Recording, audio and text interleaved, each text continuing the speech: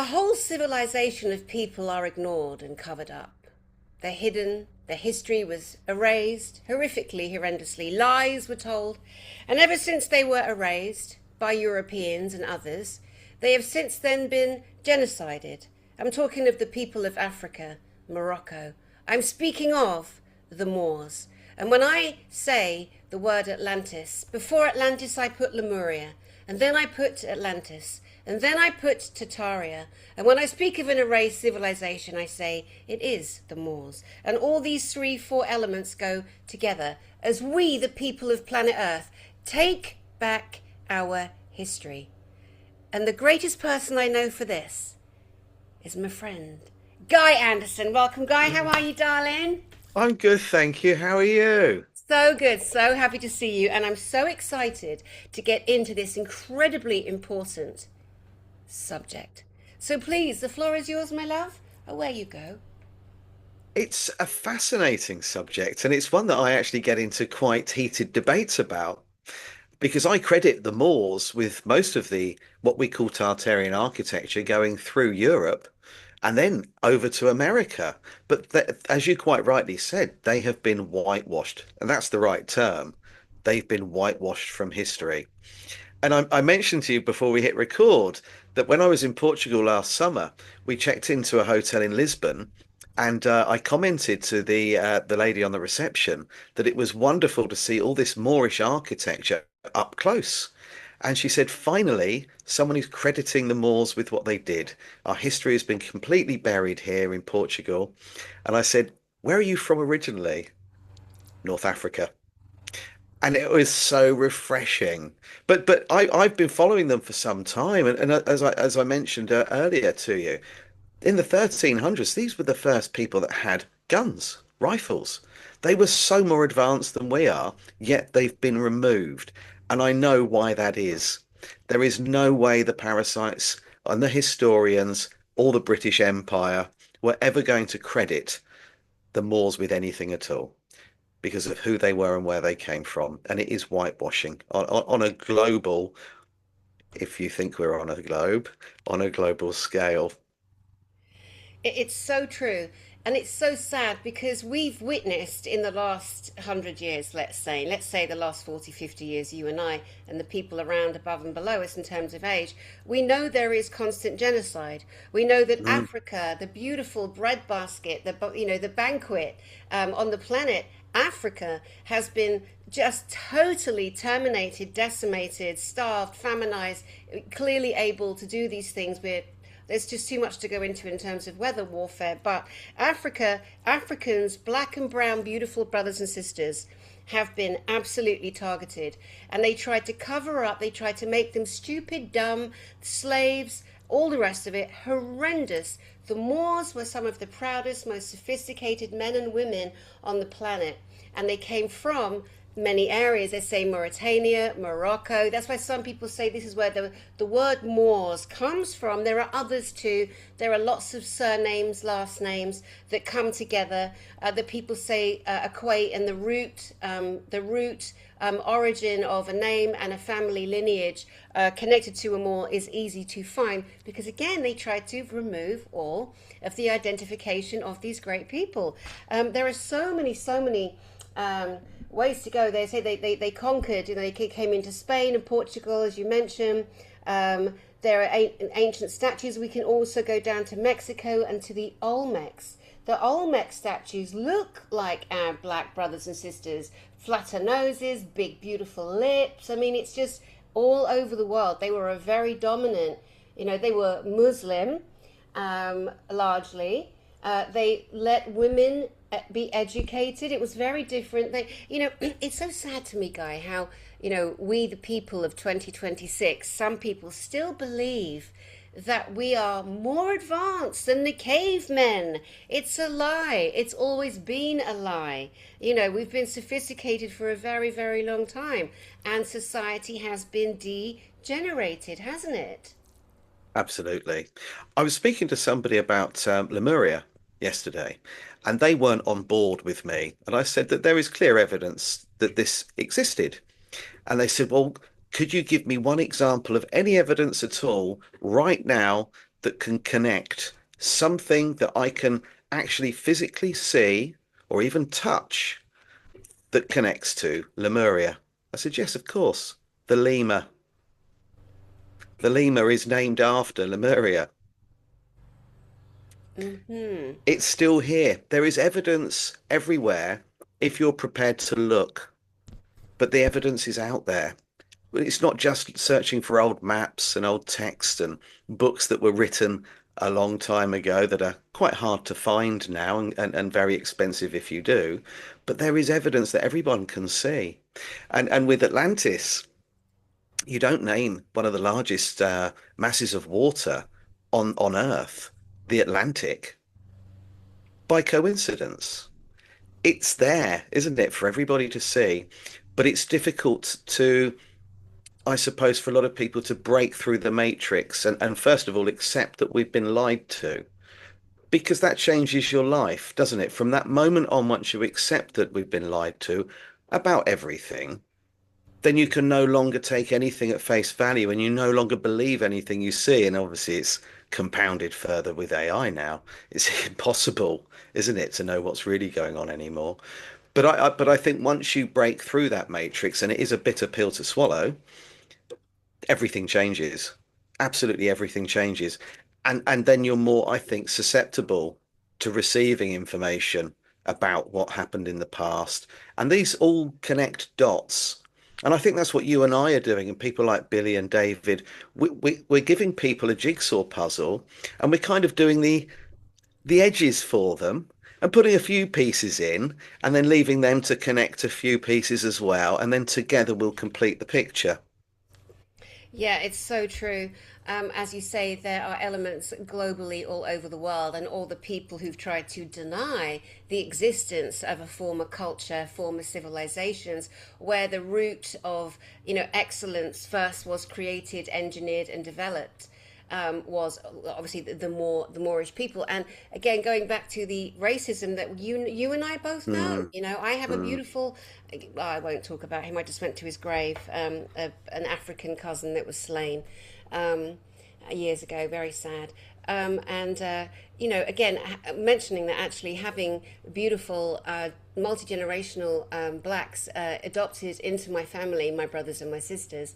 You grow up not seeing color, but then you see the suffering, you see the bullying, you see the fighting, and it's extraordinary because as a white person, we don't, have most of us. Oh, this will trigger some people. Okay, go ahead and get triggered, or just grow up.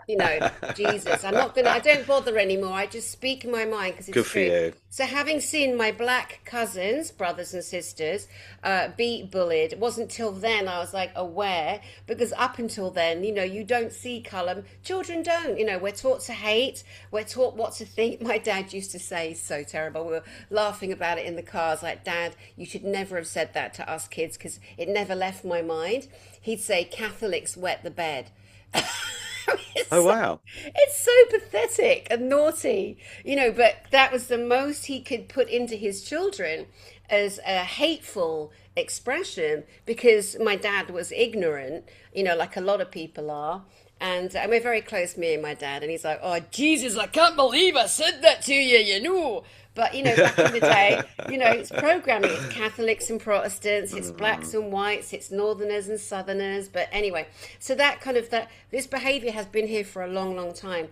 The tragedy is with the Moors is that they weren't given the honor. They weren't ever given the respect. They were, sometimes we've seen a black Madonna, the mother of Jesus, and then you mm. got some bird saying that's an Anunnaki and that's her. Oh my gosh, there's so many people that are Anunnakis or the original person of this, or oh my goodness, it's so confusing. But there are so many images of the Moors in many pictures in Europe, and there are so many. Russia, Putin, how people Yes. hate Putin in England. It's just so insane.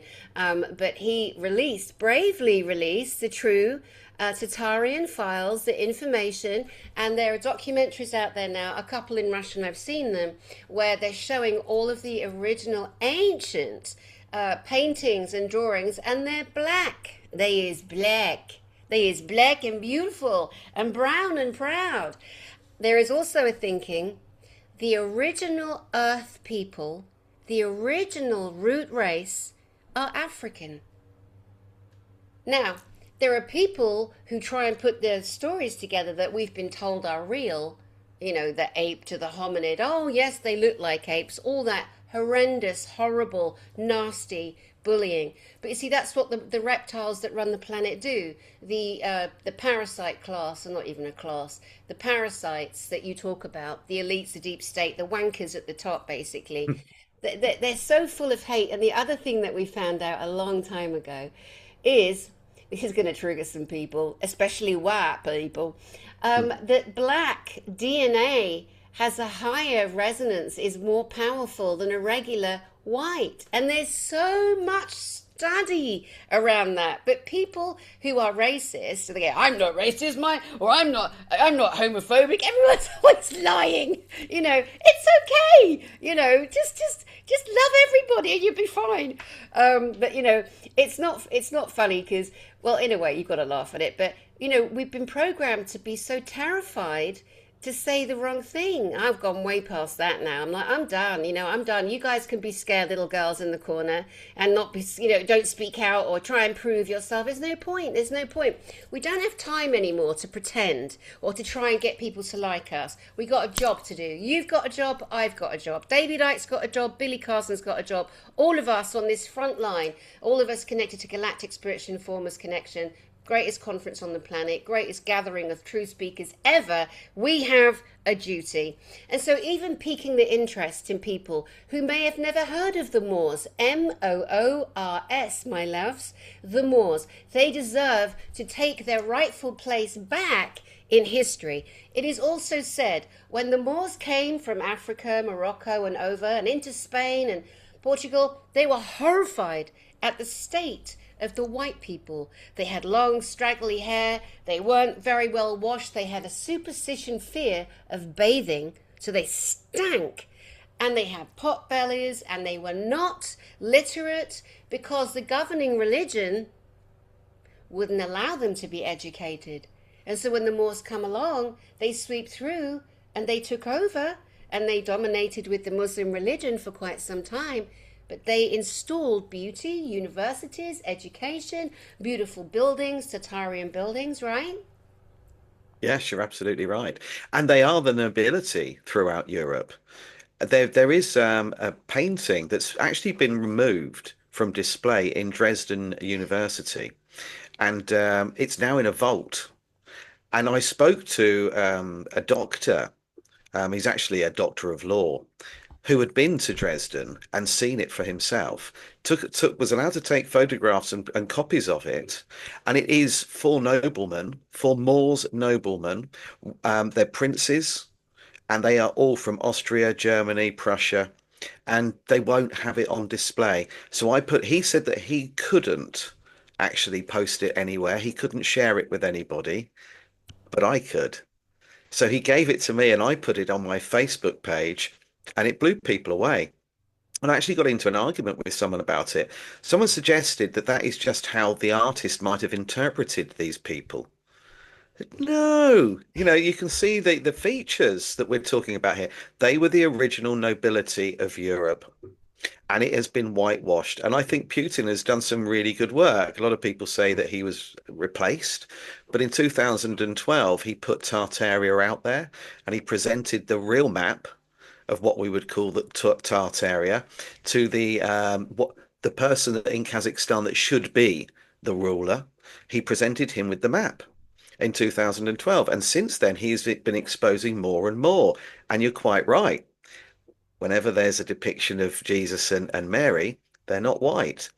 And if you look at where they're from originally, if we believe the story we've been presented, then they couldn't possibly have been white. They would burn to a crisp. If we're supposed to be able to operate and function in our environment, you can't survive if you've got skin like me in the middle of Africa. I would have to live permanently in the shade or take an umbrella wherever I went and plaster myself in carcinogenic sunblock. But that's the thing. And I believe that that was one of the purposes of the World's Fairs and Expositions. You got to be there. I Is that got Bumblebee? me. I got Oh, my my crow just landed right at the back door, right in the glass. Just landed there, and I was like, "Oh my God, she's landing!" And then this bee came in because all the doors were open because it is a proper August sunny day today, even though it's Yes. April the 23rd, 2026. And yes, this beautiful bee just flew over to my lovely plants that I'd had out overnight and watered. They're getting very, very dry and very, very hot, so we have to keep a jolly good eye on them. But yeah, so sorry, that's a little bit I distracting. saw it. I thought, Possibly. oh, welcome back. Oh, I It's know. lovely. I We know. get them here. We get bees, and often we'll sit on the lawn and we'll just watch them burrow into the Oh, ground. oh. But we did have actually honeybees nesting in our chimney at one point. But yes, so I believe the World's Fairs and expositions were specifically to whitewash history, to mass indoctrination, take the new people, the new civilization, take them to a building that looks very impressive, give them a very weak backstory about how quickly it was assembled and by who, and then on display, you have primitive tribes, primitive referred to as savage. And these were all the indigenous peoples across the world put on display in cages in what some people referred to as a human zoo. And they completely wiped out any credibility or any achievements that they had ever made. And then that was the beginning, wasn't it? I think of this mass exercise of condemning anybody that wasn't Caucasian under the umbrella of the British Empire. And Mm. that is what they've done. They've completely whitewashed history. I don't believe the narrative regarding the slave trade, that not by the volume of people. I think a lot of them were already there and they were enslaved and then given a fictitious backstory. And that way they're disconnected from the fact that they were descended from the Moors who built a lot of these incredible structures in America. So I think that it's time that we rewrote history and gave people the credit they deserve. Yeah, and put the truth back in the field.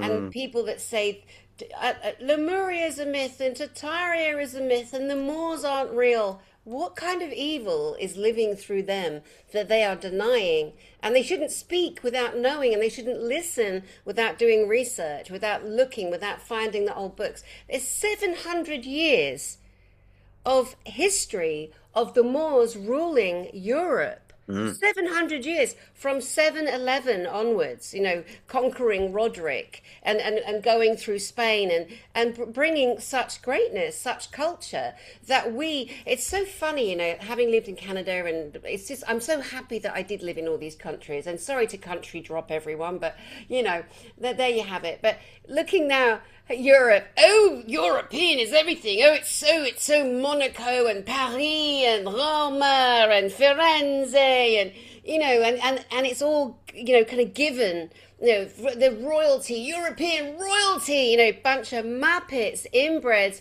all the wrong bloodline. We would all be. I mean, God, I wish my skin was darker. I do, and I said it, and I don't care, especially this time of year, because the minute I get out there, I'm burning. I'm burning. I haven't been in the sun for over 2 years. Now I'm scared. And it's okay to say that, guys. It's okay to have a laugh. Have a bloody laugh. I mean, we don't want to go back to the 70s because that was too naughty and that was too rude. But people have got to stop putting a cage over their mouth and think, oh shit, if I say that, they'll think I'm racist or I agree with genocide or whatever. Just be yourself. Just be yourself. Jesus, there's so many more important things on the planet to worry about than a glib comment that might come out of my lovely mouth. You know what I mean? I know Um, exactly what you mean. yeah, it's so silly. Yeah, so we got to put there's 700 years of missing Mm. real history with the black and brown Moors because obviously the skin tones are so different, across the spectrum, and so we have to remember that too. And it's interesting the depiction of Jesus is obviously predominantly white with blue-green eyes, and it's interesting too because when I saw Jesus Christ in my bedroom in physical form at 7 years old, he was not a black man that was showing up. And I think the reason why he presented himself like that was so that I would recognize him from the Yes. pictures in the children's Bible that my dad used to read us and the ones in church, because we were going to church so bloody young. So I think that that was to make me feel comfortable, not frighten me. And you can just hear people go, "That was a demon." No, Oh, there's a dear, huge dear. difference between a Christ-like being with a beautiful angelic resonance, and he was surrounded by angels, to a demon. And I know because I grew up in an effing haunted house, and there was a serial killer that lived two doors away. All right, Jill. So, oh yeah, yeah, yeah. And energy attracts energy. That was Mm, such a dark area, and the area we lived in also, these houses have been thrown up in the 60s and they're still standing very solid today. And they're at the foot of the South Downs, the hills, the South Downs, the hills. And there were many battles on those hills, and soldiers would be slain and wake up and not even know they're dead. Sometimes they'd be wandering through my house. I'd be there with my cornflakes, just sitting, looking at spirits moving through, and say to my brothers, do you see that? Do you see that man drugging that man? Why is that man bleeding? And they're like, oh, shut up, there's nothing there. You know what I mean? So you give up after a while. But yeah, so knowing the difference between angelic frequency, Christ-like energy, demonic energy. That's why I wrote my book, Angels, Demons, and Aliens, because describing all of these experiences. So yeah, so it is very, very different. Do you know I wrote down there were two root languages apparently, and I wrote them down because I'd never heard of them before, and I'm not going to pretend I did.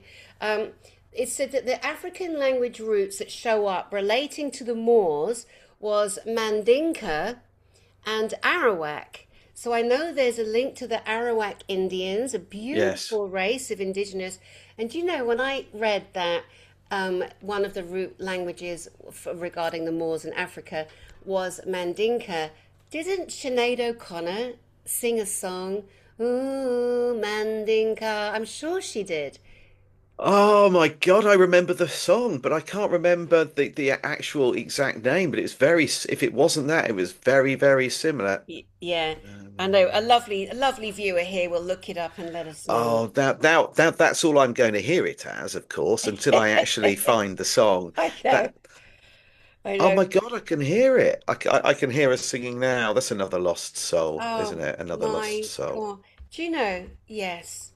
Yes. Let's just take a Sinead O'Connor moment, shall we?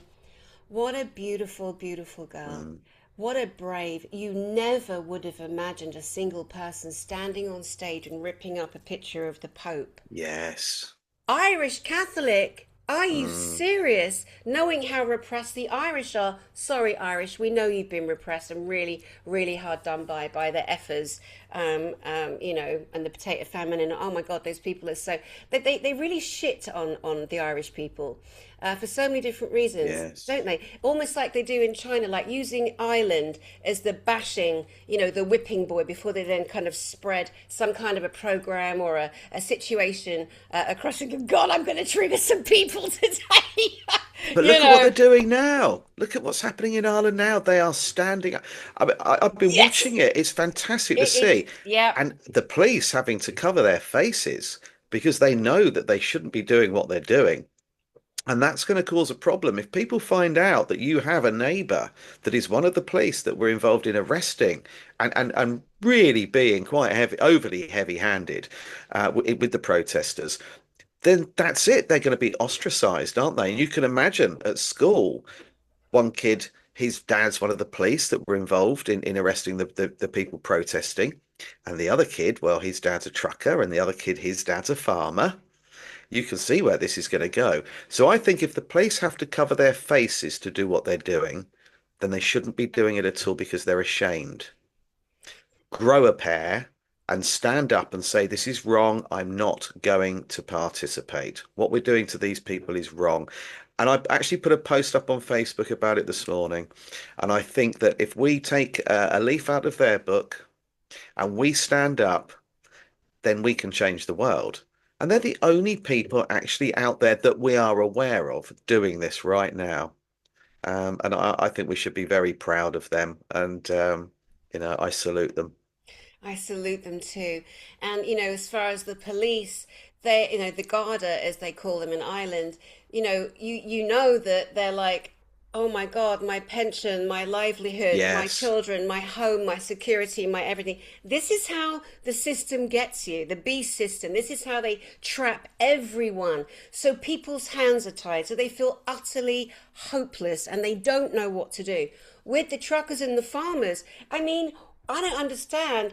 Like, it's sober on. This is how you can prove that the governments are not in control. The governments are not in control because the people are pushing, saying, leave our food alone. What are you doing? Destroying the weather, destroying the land, buying up the land so we can't plant on the land, flooding the land, soaking the land in England, let's say, so the farmers can't plant their natural crops, double, triple, quadruple spraying the chemtrails. They've never been so bad. I woke up the other night and I felt compelled to go outside. I don't know why. Well, I do, because when I went out in the pitch black, there was just in the distance a thick line, and it went all the way up, up, up, and over. I've never seen a line like it in my life, right away over the curve. And it was very slowly, as they do, spreading. And those that don't yeah, know, they use harmonics, they use sonic reverberations, and that helps to spread. Natural wind helps to spread the chemicals that then settle. And, there are still people that think it's plane trails, bless them. I We, know. you know, we're so past that, my love. And, you know, anyway, I don't want to digress too far, but we are. So, Ireland. So, the farmers and the truckers, you know, that's standing up, it's so great. And I saw this one farmer and he was saying there's a young girl who's trying to get to the hospital, and so we've all moved our trucks out of the way and to let that girl go past, but the police were blocking, or they were saying you have to go all the way around to the city. No, she could be dead by then. So the police and the authorities, as always, are being caught red-handed in being the ones to kill, murder, and maim, like in Lahaina in Hawaii, when they direct energy weaponized and burnt and blew Yes. up Maui. And then there was a police car, and people were incinerated in their vehicles trying to get out. But so we got to get over this obeying, this obedience. It doesn't work for us, it gets us more enslaved. These are our opportunities now, as I see it. If we do not follow what the Irish are doing, let's say, then this is the final time we have. Otherwise, we'll shut down, because all they'll do is take control of our bank accounts like they did with the truckers in Canada. Let us not forget. We are seeing over and over and over again all the different disgusting ways that the scumbags at the top can lock us in and lock us down. They froze the bank accounts of the truckers in Canada. Do you Mm. remember that? A couple of years Yes. ago. They Yes. And they were beating, weren't they? They were beating women and children. They had UN troops out on the streets and they were beating women and children. Yeah, and people say, well, how is it possible to cover up 700 years of real Moorish truth? Well, we're seeing it now, guys. We're seeing a forced reset on our own planet. They're trying to do the same again. They're trying to shut us down, make us obey. They're trying to knock so many of us off and out. And sadly, it's all true. It's all fucking true. But goodness me, what will it take? I know there's a big rally in London on May the 16th. I think it's headed by Tommy Robinson, who spoke out against aggressive Muslim people who aggressively employ Sharia law, which is beating, maiming, killing, murdering women and children, forcing the hijab, doing all these different things that some people don't want to do. I'm so sad for the women. They're the ones that always suffer, because whatever the rules are going to be, if they're not allowed to go anywhere with a hijab, they're not going to be allowed to leave their homes. It's against their religion and their husbands. They're in the worst spot, the women, bless them. But anyway, yeah, so there are rallies coming up. There are people standing up and pushing back. And, this is what needs to be done peacefully as possible, right? I totally agree. And I think that Ireland could be the catalyst. And we do. We are sheep-like. We do follow the crowd, don't we? And follow the herd. And I think if that just amplifies and people see what they're prepared to do in Ireland, then why aren't we doing it here? I live on a farm. The farmer here, he's got problems. Why aren't we all doing it here? But we're scared. We're scared of doing anything that might get us in trouble. We're scared of, as you said, saying something that could offend, hurty words. It we live in a world where we're constantly in fear of something, aren't we? Losing our job, being arrested, being fined, that brown envelope that the postman delivers or postwoman. What's in it? Is it a fine? Have I done something wrong? It's got HMRC written on it. Oh my God, what could this possibly be? We don't actually answer to anybody. Nobody has authority over us. We are our own. And I think that that's the problem, isn't it? It's like we live in this sort of mass Stockholm syndrome, where the very people that we despise, the system that we don't want to be part of, is the same system we rely on when we have a problem, and we're always waiting for someone to come and save us. And as I said, oh, crikey, they're drilling next door. I don't know if you can hear this, but they've decided to drill. Um, Rude. How rude, yes. Oh, Guy. they were banging on the wall with a hammer at 10 past 8 this morning. Oh, There's just me and next door with two little cottages on a farm in the middle of nowhere. And so oh. you hear everything. But I fear that we're always waiting for someone to come and save us. A group of people or someone somewhere is going to come along and make everything better. But I think that that task falls upon us. We've got to do things.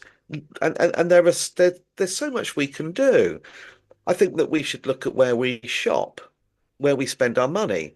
Find out, I mean, it's easy enough to do, find out who supports the World Economic Forum and boycott them. If you are, approached by the police or someone wearing some sort of fancy dress uniform that's supposed to put you in fear, Mm. mention to them that, you know, I don't have I don't have to communicate with you. You're not above me. You have no authority over me. Your uniform, I understand and appreciate, and your car is supposed to be scary, but actually, I don't answer to you. And that's the thing, isn't it? We're afraid of the consequences of our actions. And like you mentioned, you're going to say a few things now that might upset someone. Well, you know, if they choose to be upset by a point of view that you have, then what sort of world do we live in? I thought that the idea was that we all have a difference of opinion. We all have different views based on our upbringing and our circumstances, and we respect to disagree with each other, that we're not always going to get along. We're not always going to be singing from the same hymn sheet. And that's healthy. It creates debate, causes discussion. But when you attack people because of their views and beliefs, that's when it's broken. That's when there's a problem. And I think that the everything that we see, as you mentioned earlier on with religion, you've got this divide and conquer, haven't you? You've got two, like we saw in Ireland for so very long, two different religions, ultimately, the Protestants and the Catholics, at odds with each other, so, segregated. So they be, why? Who caused this? Well, it wasn't the Irish. The people that suffer, the people that end up taking to the streets and fighting or protesting, the people that are sent out to fight, that are given a gun and told to go and fight for peace or fight for God, they're the ones that take the brunt of it. They're the ones that suffer. They're the ones that fall and lose their lives or are permanently disabled as a direct result or come back with PTSD. What did we call it in the Second World War? Was it shell shock? People were shell Yeah, shocked yeah. and but the people that make the decisions, they're playing with other people's lives and it doesn't affect them. It's like we're pawns on a chessboard. And I think now we've got to say enough. And I think Ireland is our role model. We've got to say enough is enough. And I've said to numerous people, if you're ever in a situation where the police are arresting you for whatever it is, my favourite personally is an offence. You've committed an offence. So my answer to that is, who have I offended? For it to be an offence, I must have offended someone. Can I have the details of that speed camera that I've offended with this motoring offence you're talking about? And incidentally, the photo you've shown me is a vehicle that's stationary. I can't see any evidence that the vehicle's actually moving on this. It's a photograph. It's a still. There's nothing going on. So, when they arrest you, they'll read you your rights, and then they'll say, "Do you understand?" And that's the first hurdle. The answer to that is no, because what they're asking you to do is stand under them and accept their authority.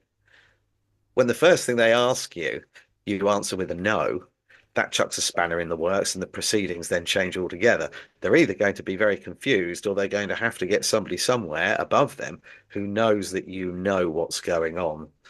And from that point on, you begin to take a little bit of your authority back from these people. I don't know. There are some great people out there that are really trying to do the right thing. They join the police and they join the army because they want to help.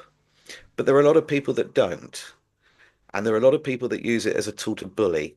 Oh And I God, think yeah. that that's what we've got to stop. And we've got to put them back in their place and say, you are a public servant. I'm a member of the public. Get some bloody respect Yeah. and stop trying to intimidate people because it's not going to work. We're done with you lot. We're bored. Oh my God, it's a known fact that there are serial killers that are prison guards in serial killers, pedophiles, as they work in prisons, they work in hospitals, they work in schools. You know, they take these jobs, they are put in these jobs, some of them. I saw that absolute laughable clown act, Klaus Schwab. We own the world and everybody at the World Economic Forum will listen to me. Meanwhile, he's in the playroom in the Bavarian castle in the film Chitty Chitty Bang Bang, playing with his new wooden horse. You're my little chitty face, my chitty chitty. Good songs. I do like the songs on Chitty Chitty Bang Bang. But, you know, the horror, and it is a horror, that the World Economic Forum is the plug-in point, the gathering, the nucleus of all the think tanks that have created themselves as leaders over every human being. And I don't think people quite realize the horrendous, horrific plan they have. They're even Mm, going to limit how many breaths we take, how we eat, how we sleep. And with the financial system, when, if we allow them, as you know, to take our cash away, then every single thing, so take the guys in Ireland now, they have the power to shut down every single bank account. What will that do? People will starve to death. Oh no, but their neighbours will help. No, they won't. Their neighbours can't help. Because if a neighbour gives a friend who's had his bank account frozen 20 quid, the authorities can say, where did you put that money? What did you do with it? Show me the evidence of that money. Then I'll have to say I helped my neighbour feed his kids. Then that person's bank account will close down. You want proof of that happening now, guys? Look at China. Look at China. They are throwing people away. They are rejecting China. I said this for a long time, my decision, my thinking, that China was used as the global experiment where they have tried everything. And now look, all the cameras. What bitch is so incensed with putting cameras everywhere that every human being in their car dare not even go 5 miles faster than because they'll get a letter, they'll get a fine. That is complete Nazism. That is total ownership. And again, this is how the last 700 years of Moorish history was stolen, because they know how to do it. And those of us that fight back or fought back in the day, we ended up in the beautiful Tartarian buildings, the great mm. buildings. They were turned into asylums and poorhouses, separated the kids, as you've said so many times. You have learned so much from you, Guy Anderson, and other people have learned so much from you, and love how you provoke and make us think and make us explore. And it's just brilliant. But laying out for people that they have to be bothered, that their world is being taken over. But I mean, if they are losing, but still people pay attention.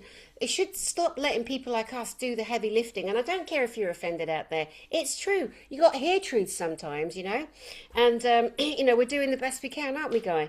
What else? Yeah. Yeah, what else do you think we can say just back on the subject of the Moors? Because obviously it's a complete mirror of them trying to, eliminate us as a humanity. That's what happened to the Moors. Anything else you feel we should say there about them, those beautiful people? Yeah, I think that it's time that we gave them back the credit for what they achieved. And people have only got to look into we're only talking a few hundred years ago to be able to pick this stuff apart. and also, if we look at Portugal is a perfect example. If you look at the Portuguese language, the way they actually speak and pronounce words, that you can see that that isn't developed from a Mediterranean language, that this has come from somewhere else.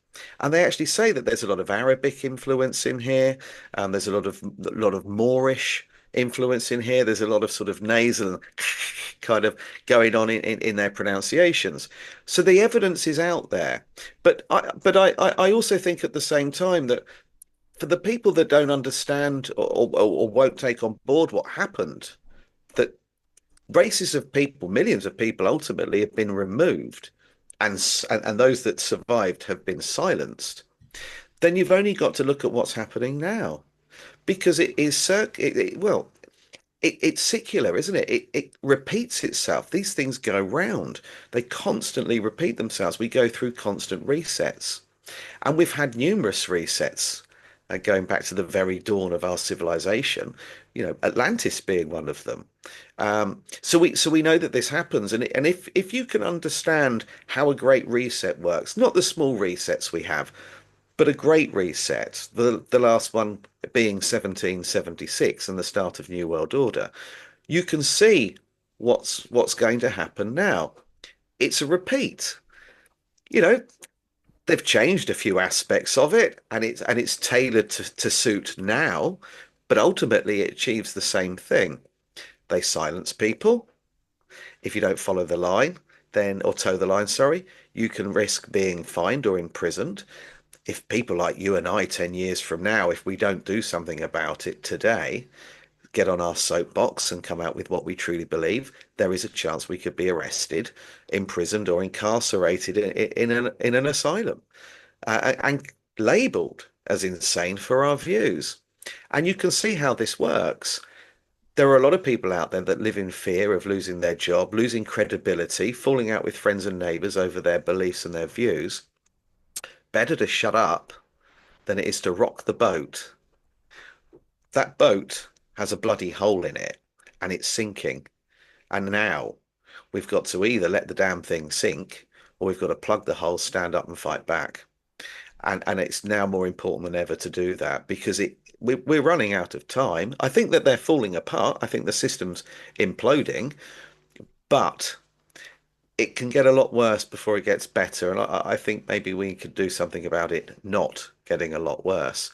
So to understand how a reset works, 1776, when Tartaria fell, this New World Order began, to understand that and to look into that, you'll see it playing out. And it no longer becomes something that may or may not have happened, or something that some people consider pseudoscience, or a rabbit hole that's just been generated to misdirect or occupy and distract us. They'll see that actually everything that happened then is happening now. Famine, pandemics, and then, of course, the constant fear that you are going to be arrested. We've got war and we're being poisoned. So I think we need to take back control now. I think we're at a tipping point, aren't we?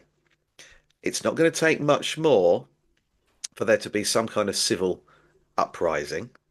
And if they push us a little bit further, I think that it might lead to that, or it'll go the other way. We're all going to worry about the consequences of our actions, stay silent, and our children and their children are going to grow up in a world very similar to Orson Welles's 1984. And we can see that playing out. I mean, we're already there. And the World Economic Forum, as you quite rightly said, China is on a pedestal. They see that as the template for everywhere else to follow, don't they? They've said it all along, and this isn't a secret. And people often say, "Yeah, but have they really got an agenda? Is this really a great reset? Are we going through a great reset? Is that true?" It's on their bloody website. It's not something they hide. They tell us what they're doing. They talk about it all the time. They've now got David Beckham on the stage telling everybody about it. You can see the pattern. You can see the people. We know what they're about. Darth Vader and his friends are out to reduce the population and make life a bloody misery. Yes, so true. And the rat boy Harari, saying humans are useless, and then, Useless I mean, eaters. how Yeah. much money have these fools spent on robots? How much does each robot cost that they are going to be the ones that take over our jobs? And nobody's okay with that. Nobody agreed it. Nobody allowed it. Nobody wants to spend their life either checking themselves out in the grocery store, or never having an interaction with a human. Some elders, that's their only social life, is going to bloody Sainsbury's or Vons or Ralph's or Whole Foods or whoever. We, the people of the planet, didn't decide that. It was decided for us, and we're saying no. We're not having it. You didn't get our permission. We don't consent. Up yours, step down. They've overplayed the hand because they think they can, and they've got this infrastructure in place that's terrifying.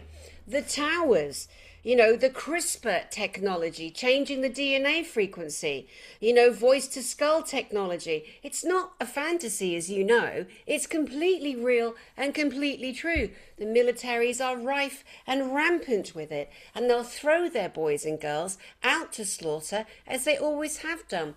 The planet needs a layer of stress and horror and murder all of the time for these horrible villains to survive. That's their battery. So keep them in fear, keep them scared. Again, each individual's like, what can I do? Well, many things. But I think the number one thing is focusing on the healing, raising up the joy, because it's a frequency war. Again, we mentioned last time, I think you and I, Edison and Nikola Tesla, there was a frequency war. Edison wanted to build individual telephone receivers in every town, whereas Tesla, I'm like, I can make you one big tower, mate. That's going to power up hundreds and hundreds of miles, and it's not going to cost a penny. God, do people know this? I mean, it seems that people forget what's already happened and been stolen from us. And here we are. Old people in England, as you and I know, the government here, guys, the terrible pea-brained murderers that run the English government, they let the old people die here. They let people starve to death. They let them freeze to death because they won't give them free heating, and they keep it's just insane. And every year it happens. It's happened my whole life. I'm in my 50s. It's happened my whole life. I had this conversation with my brother yesterday. He lives out in Tenerife, and we were talking about my mum, and she lives in Hertfordshire, just north of London. And she's got problems, respiratory problems. She's been for a CT scan, she's been for X-rays, in and out of the doctors. They can't find anything wrong. And I've located it to a 5G mast that's recently been installed on top of a building near where she lives. And I said to her, and she's starting to wake up. She's in her mid 70s, but she is starting to wake up now. I managed to stop her taking any more jabs. And I shared with her what my eldest son said to me while he was out in Australia. He was in Sydney, and he was in a gym. He signed up with a new gym, and he said it's really strange, but when I'm on the treadmill in this building, I'm out of breath. I don't seem to be able to run for as long as normal. There's an issue with my stamina. So I said to him, see if you can go somewhere remote, jump in your car at the weekend, go into the outback or wherever, and see if the problem happens there too. No, I'm absolutely fine. I can run and run and run. Him and his girlfriend, they do marathons and they're always doing things. They're both really fit. And I said to him, okay, there's a 5G mast near your gym. There was one on the roof. It had just been installed. They're just installing one on his the block of flats in Vancouver where he lives as well. They've protested against it. They've fought back with the council, and they're going ahead anyway. So he said, "Okay, well, as soon as it's up, we're going to take it down." Hmm. And I said to my mum that you've now got the same problem that Tom, my son, her grandson, has described. Lots of people are talking about this long COVID. Um, it's the 5G mast. Now the doctors aren't going to be on board unless you can find an honest one, and they're few and far between. Most of them are ultimately sales reps for pharmaceutical companies. If you can find an honest GP, then they'll know. When I looked into this 2 years ago, there were 26,000 independent reports on the harm caused by 5G. And I said to her, forget all of the conspiracy theories, forget everything I've told you. Don't read any of the reports. Don't look into it at all. I'm just going to give you a question, and I want it to rattle around in your mind. You live on benefits in a council flat, and sometimes, you know, it can be tough. You having to go to the shop. I mean, my brother and I help her, but you'll go to Marks and Spencer's. She still goes to Marks and Spencer's at the end of the day to see what's been reduced to treat yourself. That's how you live. And on your way to Marks and Spencer's, you pass people that sleep in doorways. You'll pass an area where there's a couple of people sleeping in tents in the grounds of a church. You've got friends who can't afford to heat their homes. You've got friends who have had to sell their car because they can't afford to run it anymore. So let me ask you one question. With bearing all of that in mind, why is your government so concerned about you having better internet connectivity on your mobile phone, but couldn't care less whether you can heat your home or eat a hot meal tonight? Can you explain that? We're talking about the same people, and never before did they install masts. It was always the network provider. They've rushed out to make sure we've all got better connectivity. So that means the person living in the shop doorway underneath the bottom of the building where that mast has been installed can now get on their phone and get a better signal, get onto the internet, but they can't eat. Explain. You know, something people have also missed, I think, is the roadworks everywhere across this country have been ramped up, and there are some private companies installing elements that promote and work alongside those masts and those towers because they are putting in an utter and total surveillance system just like in China. So we have been tricked, and we're sitting there in our cars, backed up for ages, waiting for the roadworks to clear, and it's been a constant, constant, constant lie upon lie upon lie from this government and all the ones before it. It's all of them. People go, oh Yes. no, it's the Democrats, the Republicans, the Conservatives, the Green Party. It's like, oh my God, it's all of them, and the presidents and prime ministers are installed by them, Yes. by the exactly by them. Oh my God, people can't handle the fact that the UN is absolutely rife and corrupt on so many levels. Chatham House, the foreign Chatham House is a relations. good one. Yeah, Mm. shall we talk a bit about Chatham A House? lot of people don't know about Chatham House. Let's tell the people, Guy.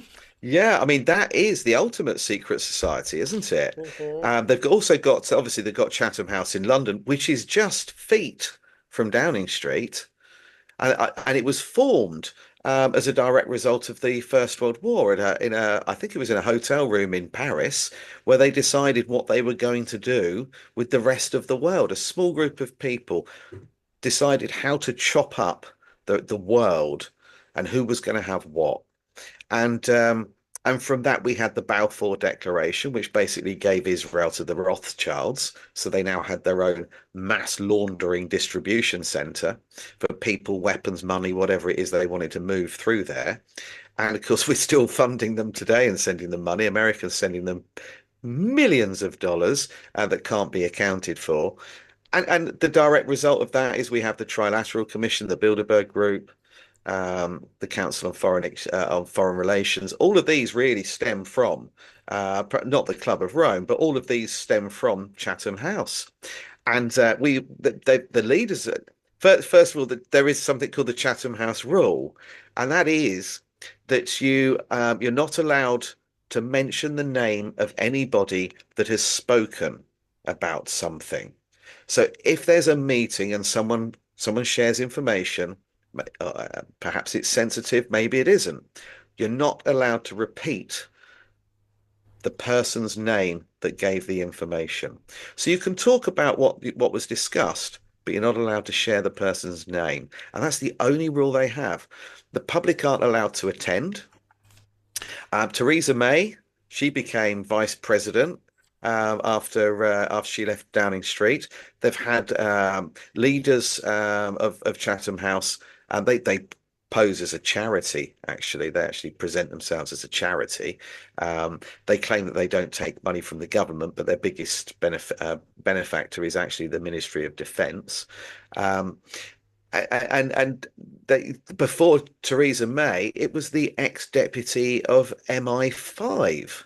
They have weapons and arms manufacturers, um, big oil magnates attending, military officials from America and the UK.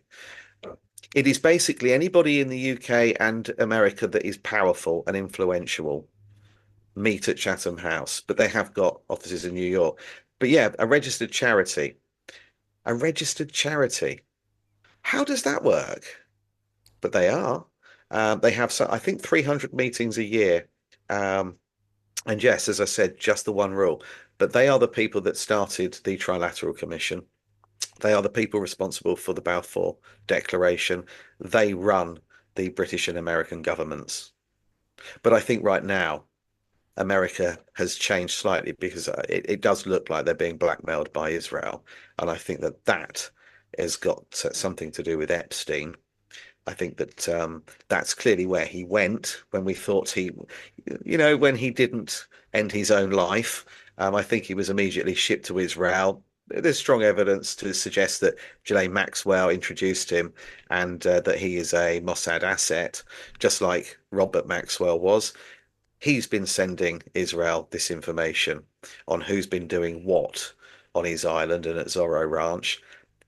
In 2019, America started sending Israel millions of dollars every year for their defense and military, and they haven't actually been able to show where that money's been allocated.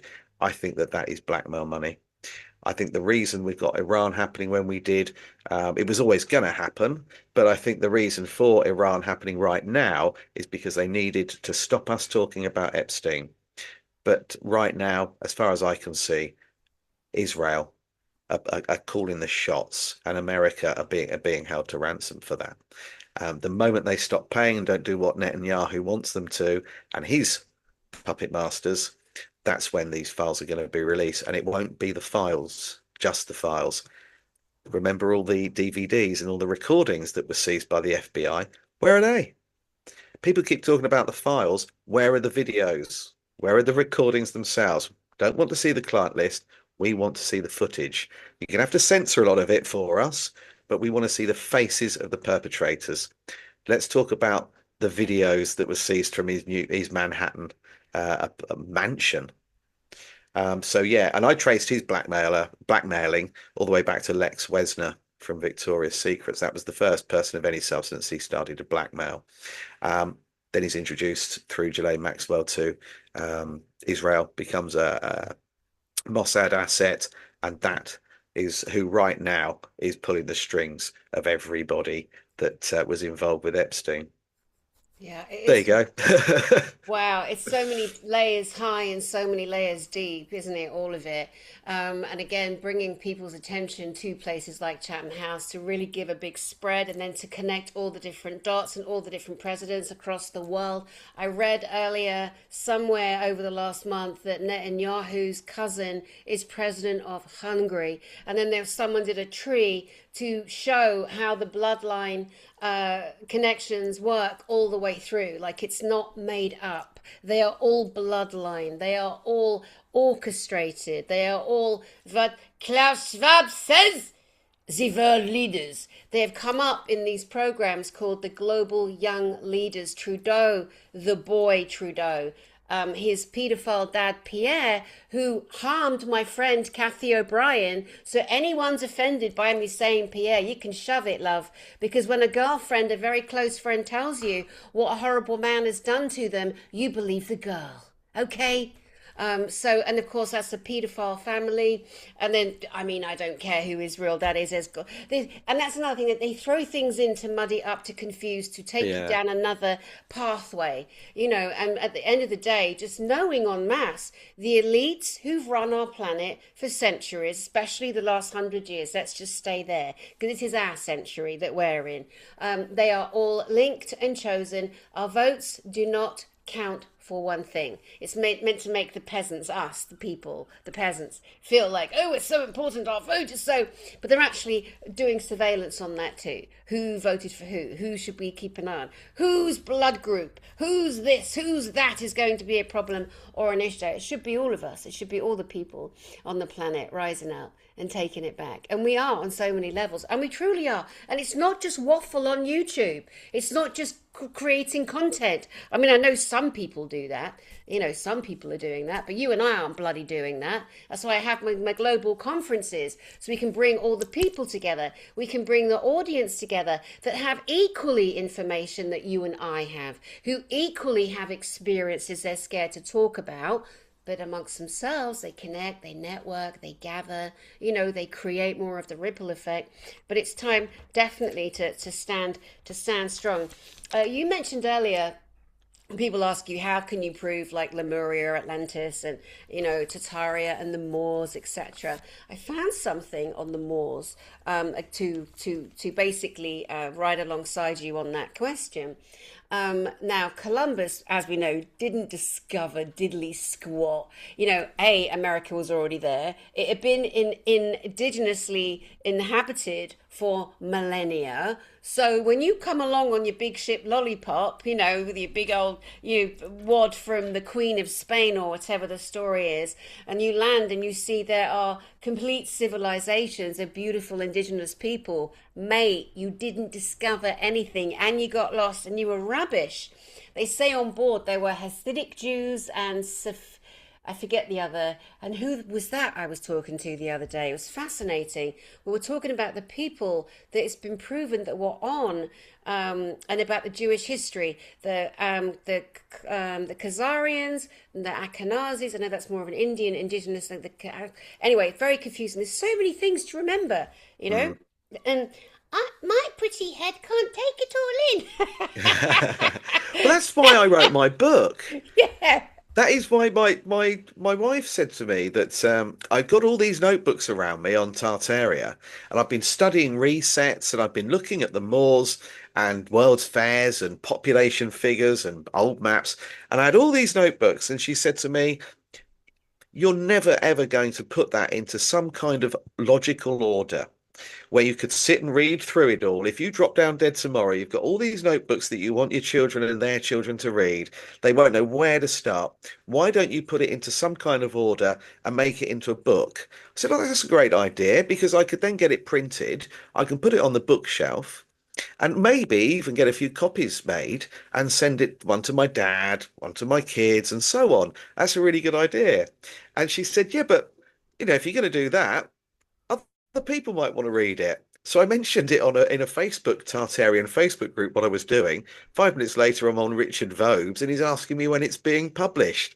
I'm like, shit. Okay, I wasn't kind of prepared for this. But the reason I was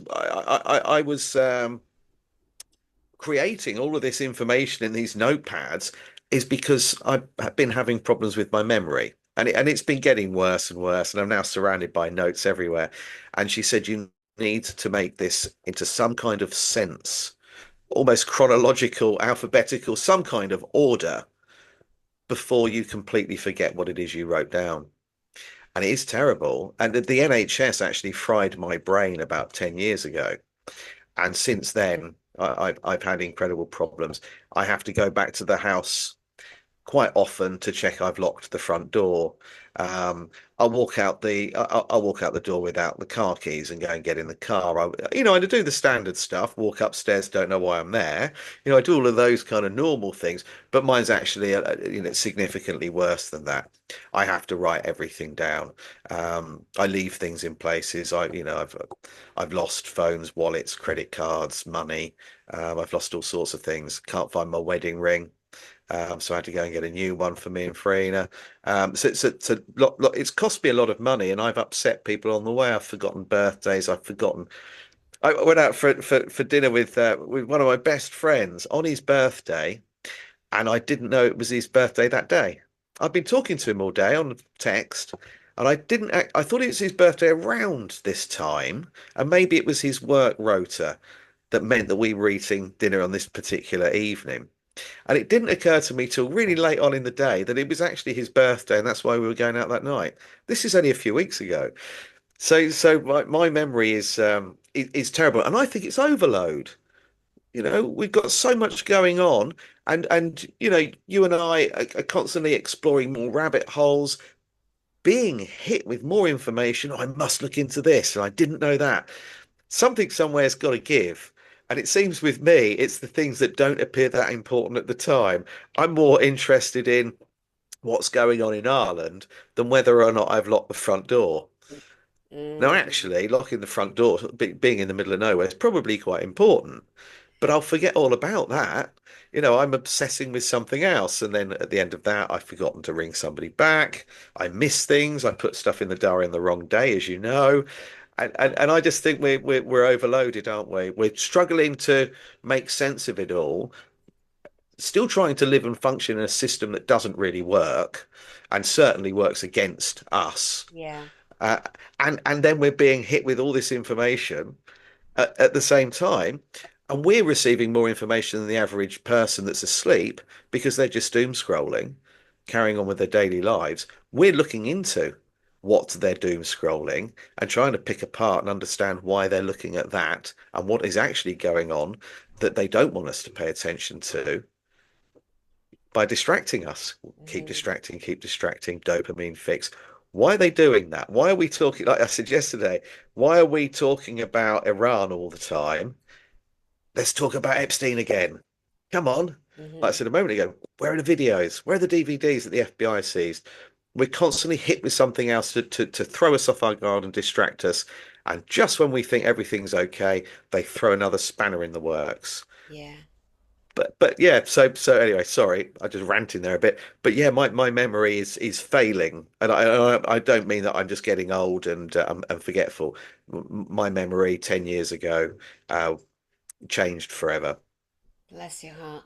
Well, that does bring me back to my point I was making earlier, because the whole point of stressing a humanity to the maximum level also forces them to stop telling stories about the current life they live. They will adopt, if they're not careful, the forced system, and their minds will just go blank. They'll stop orally sharing stories. They will be okay, or may not have a choice. I mean, how many book burnings? The vanity of the Mm. bonfires, the Nazis burning the books, the Austrians burning the books. They burn it, they remove it, they remove the paintings, the artifacts, as you said, so that they can cover up 700 years in terms of the Moors of history.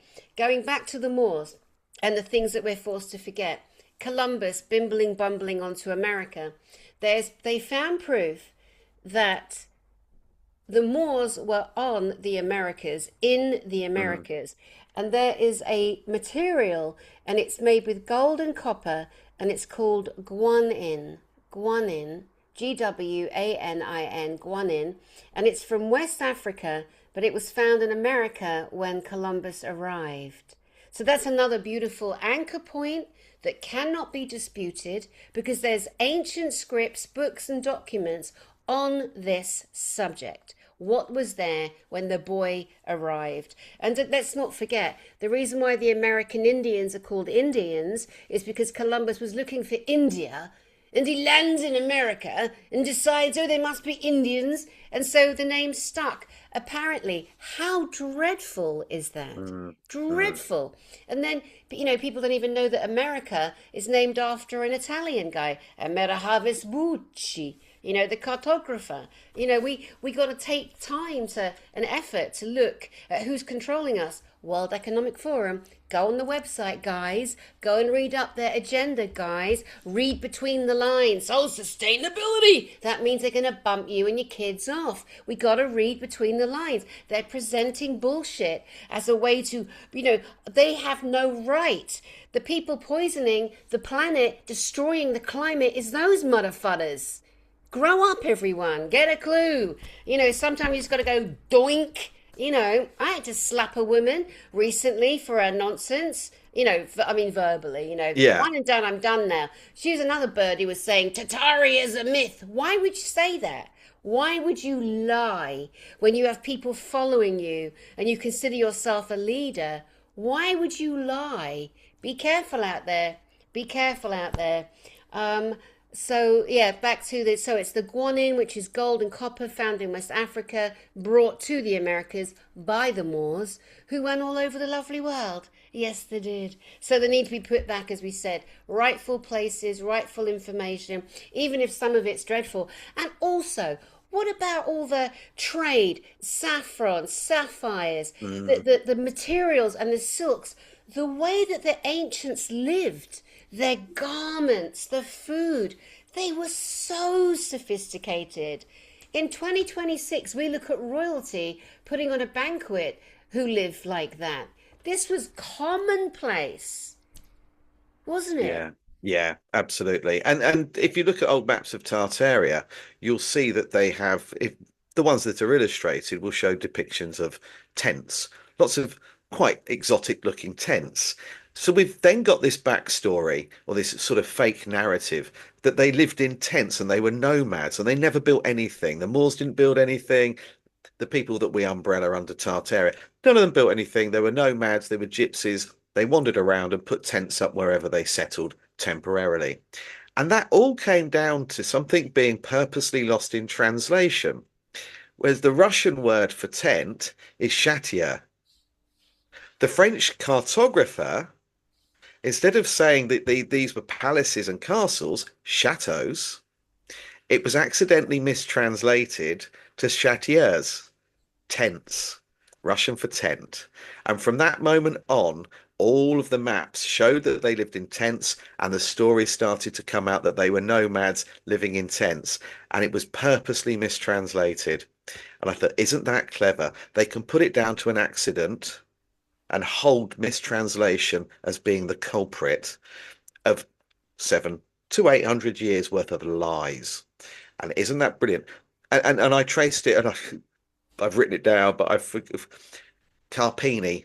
Carpini was the cartographer that did this, and he was sent there by the powers that be, the parasites, to go and explore Tartaria, to meet the Khans, to see their lifestyle, their architecture, see what they were doing, what religion they practiced, and so on, and spend time with them.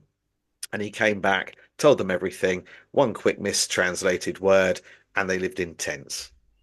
Yeah, it's terrifying. It's so terrifying how that changed the course of history. And then we, as children, are groomed and programmed, and we just take on board because we do not know to question. We trust, and then we spend our lives repeating false information back into the field. And again, that is how the real history is shut down and dismissed. You know, another great one is the word mem, M-E-M, can mean 40, as in 40 years, or it can mean water in different languages, Greek and Armenian, I believe. Anyway, don't quote me, guys, if I'm wrong. It's okay if I'm wrong. I'm just making you aware of a story of a massive mistranslation. And that is said when, was it Moses that took the people into the desert? Yes. Yeah. So, and some people say it wasn't for 40 years, it was for water. You know, and it's something again as simple. So, what is the real story? What is the real story? We don't know. The Bible's been written how many times? Yes, Translated exactly. from how many different languages? It is just insidious, the misinterpretations, the rewriting of history, taking away, like Darwin. My granddad years ago gave me a book, and it was called On Darwin, and it was called, oh my god, what the hell was it called? I can't believe I can't remember, but anyway, it was by a man called Sir Lauren Isley, so, and it was all on the survival of the fittest. And I was reading it and I learned so much about the Galapagos Islands. And this is an old book. My granddad collected old books, you know, and I went to his grave today. So hi granddad, hi nan, oh bless him. Anyway, so he gave me that book when I was like 12 or 13. He was always trying to, like, you know, educate me, and you know, he knew I could retain information. And in it, as I'm reading it, learning about the Galapagos Islands and then how they're still finding species today. They don't know every species in the water or on the islands. There's many islands out there. And then it just occurred to me that this lovely man, this scholar that worked for Darwin, was there doing the research on his own. And so whatever he researched, he then sent back to Darwin. And of course, Darwin got all the credit for it. His name was Arnold Wallace, or Wallace Arnold, because there's a coach company in Britain called Wallace Arnold, isn't there? So I was getting Yeah, that it's something like that. Yeah, yeah, I I've was getting seen that those. bloody name Yeah, confused. Yeah. yeah. So anyway, and so then it struck me like, wow, all these people working so hard, but there's one name above them. And so whatever they find, this person with the name or who's going to get the Nobel Prize, and this is how again it has worked. We suffer for the work that art, we get paid, whatever, these people that have happened this, and they've never been given the accolade. They've never been allowed, to stand strong. There's movie script. I was talking to someone the other day. Oh, it's coming out tonight, actually, on the 23rd. Yeah. Marisa Achopel. She was a media journalist. She's a New York cartoonist, amazing woman. And we dove deep into the real structure, the absolute horrors that happen, and how people are misrepresenting news media because it's owned. And like, she's one that came out and kicked out. I like her a lot.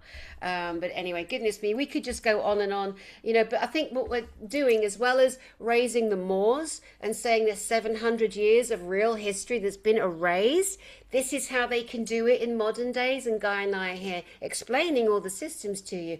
Guy, is there anything else that we should share with our lovely friends watching? No, no, I don't think so.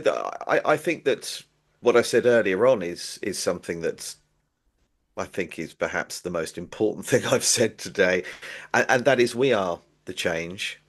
That we can make a difference. And you might think it's only me on my own, what can I do?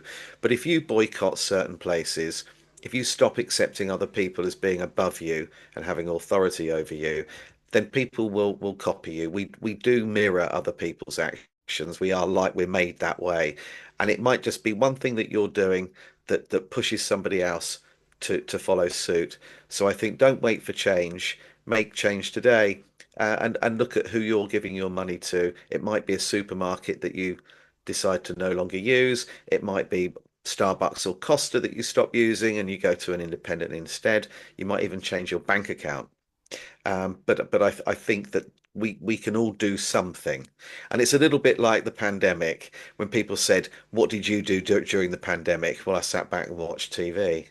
I didn't. I was out there. My youngest son was out there. He got in trouble. My eldest son got arrested. We were out there. What did you do? So, in the words of Heather Small from the M People, what did you do today to make you feel proud? I love that. I love that. And, people also might do themselves a justice if they have a garden and a lawn. I mean, the daffodils are gone, the bluebells. I was at the bluebell fields. Oh my God, it was lovely. I put it on Facebook. So beautiful. And there are daisies and dandelions. This is medicine. This is natural Yes. earth's medicine. I don't cut my lawn. That's why a bee came in, because the bees will come, the insects will come. Let your garden grow. And if you have enough lawn, then pull up half the lawn and plant food.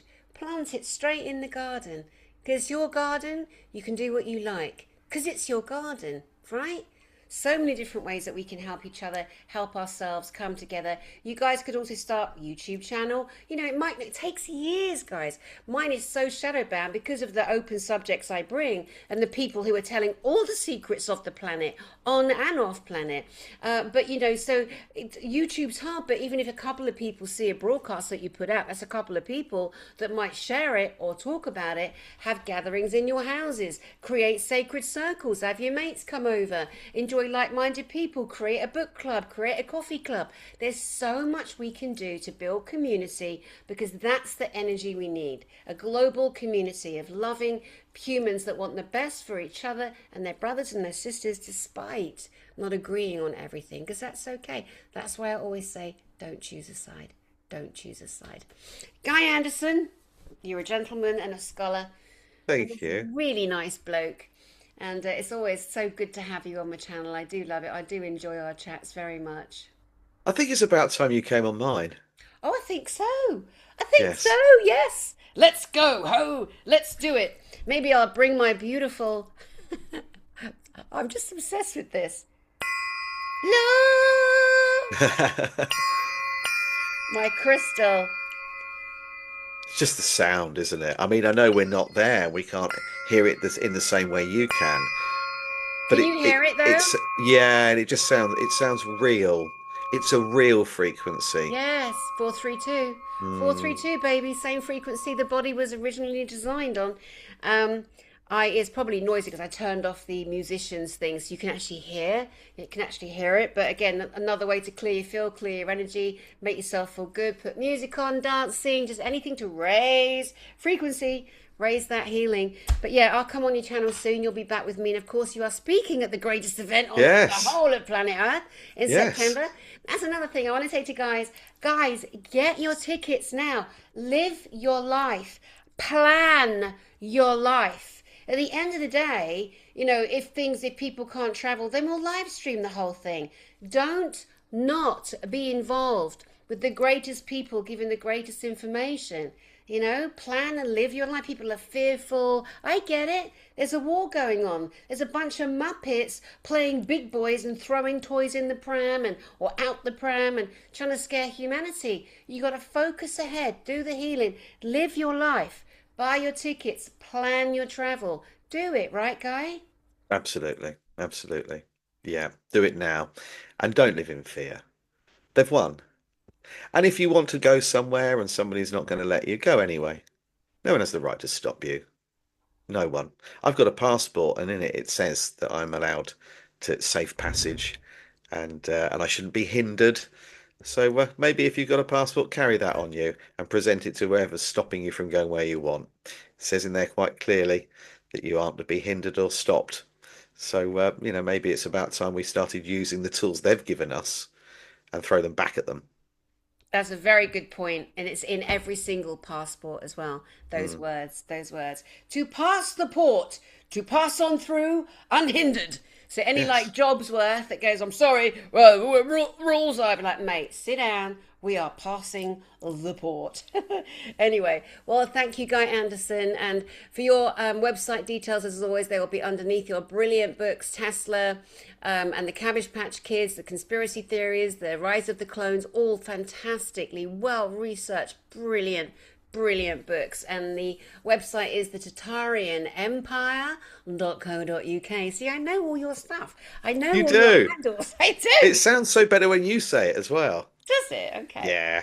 The Tartarianempire.co.uk for Guy Anderson's mega website with tons of articles that he can't put online. It's going to blow your mind. Anyway, thank you, Guy, again. And to you, Thank you. beautiful, bless your heart. Dear beautiful people, thank you so much. Please subscribe, please like, please share, please, and come to my conference, Galactic Spiritual Informers Connection, for the time of your life in England, 10th, 11th, and 12th of September in Eastbourne, in Sussex. And we'll see you there, guys. Lots of love, everyone. See you soon. Thanks, Guy. Thank you.